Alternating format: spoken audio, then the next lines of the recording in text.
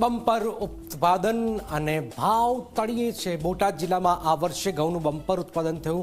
Marketing યાર્ડમાં ઘઉંની આવક એટલી વધી ગઈ છે કે યાર્ડ ઘઉંથી છલકાઈ ગયો। પરંતુ સારા ઉત્પાદન છતાં ખેડૂતોના ચહેરા પર ખુશી નથી, કારણ કે ઘઉંના ભાવ તેમને સંતોષકારક નથી મળી રહ્યા। શું થઈ રહ્યું છે, આવું જોઈએ, જાણીએ, સમજીએ।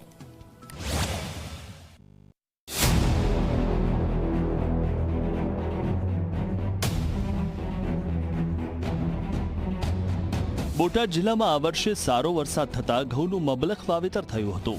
જિલ્લાભરમાં અંદાજે 23,000થી વધુ હેક્ટર જમીનમાં ઘઉંની ખેતી કરવામાં આવી હતી।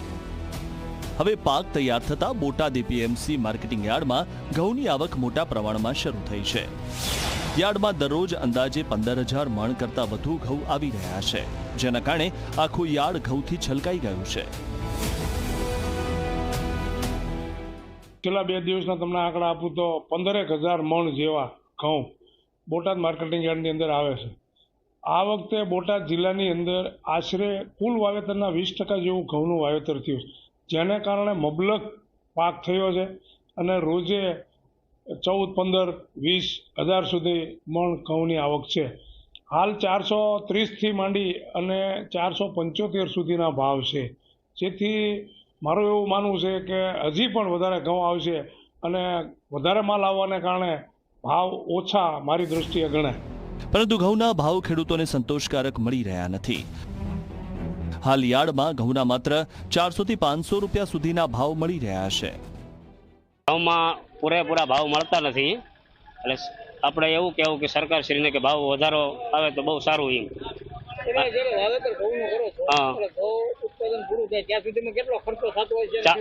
4,000 થી 5,000 રૂપિયા અમારે ઘઉંનું વાવેતર કેટલો ખર્ચો થાય છે અમારે, અને અહીંયા આવી તો અમારે ભાવ પૂરતા મળતા નથી। અમારે ખરેખર કેવો ભાવ હોવો જોઈએ? ભાવ ખરેખર અમારે 600-650 તો ભાવ હોવો જોઈએ ફરજિયાત।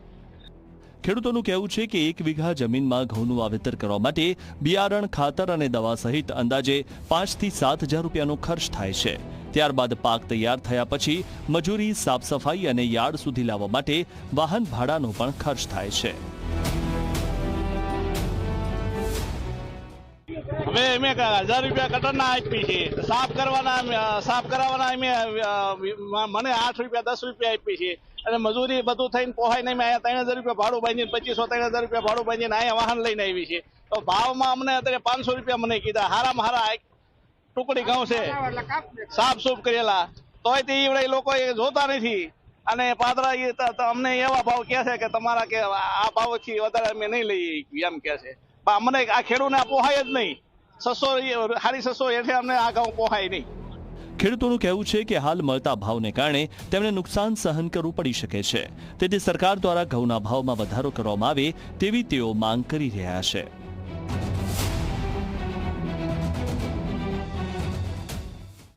આ ઘઉંની ખરીદી શરૂ કરે અને ખેડૂતો પણ કહેવત મુજબ ખોટ ખાય પણ ખમે નહીં, જેના કારણે ઘઉંનો એટલી બધી આવક થઈ છે। ખેડૂતોને પણ હું વિનંતી કરું છું કે રાજ્ય સરકાર જ્યારે આ ઘઉંની ખરીદી કરવાની છે ત્યારે આપણે નોંધાયેલા જે ઘઉં છે એ સરકારની અંદર જમા કરાવી અને પૂરતા ભાવ મળે, એ માટે હું તમામ ખેડૂતોને વિનંતી કરું છું। ચેરમેનનું કહેવું છે કે સરકાર પાસે રજૂઆત કરીને ટેકાના ભાવે ખરીદી વહેલી તકે શરૂ થાય તે માટે પ્રયત્ન કરવામાં આવશે। હવે જોવાનું એ રહેશે કે ખેડૂતોને રાહત આપવા સરકાર ક્યારે પગલાં ભરે છે। રઘુવીર મકવાણા, ઝી મીડિયા, બોટાદ।